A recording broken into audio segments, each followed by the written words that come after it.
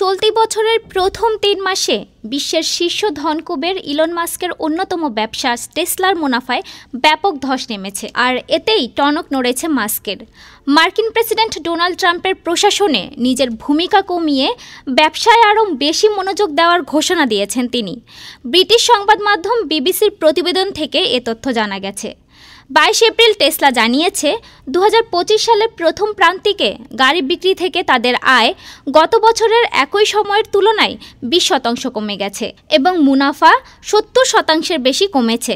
কোম্পানিটি বিনিয়োগকারীদের সতর্ক করে বলেছে এই ক্ষতির পরিমাণ আরও বাড়তে পারে এবং তারা কোনো উন্নতির পূর্বাভাস দিচ্ছে না, কারণ রাজনৈতিক মনোভাবের পরিবর্তন চাহিদাকে বড় আকারে প্রভাবিত করতে পারে। ট্রাম্পের নতুন প্রশাসনের মাস্কের ভূমিকা নিয়ে তৈরি হওয়া অসন্তুষ্টির মধ্যেই টেসলার সাম্প্রতিক পতন ঘটেছে। মাস্ক নিজেও স্বীকার করেছেন এতে তার মনোযোগ কোম্পানি থেকে দূরে সরে গেছে।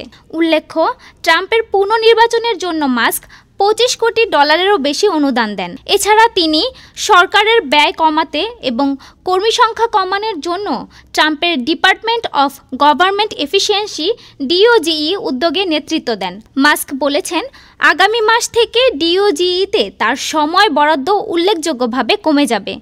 নতুন হিসাব অনুযায়ী টেসলা গত ত্রৈমাসিকে $19.3 বিলিয়ন আয় করেছে, যা গত বছরের তুলনায় 9% কম।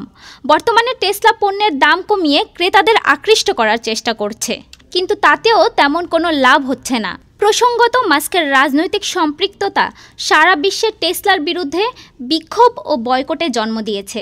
ডেস্ক রিপোর্ট, আজ বার্তা, ঢাকা।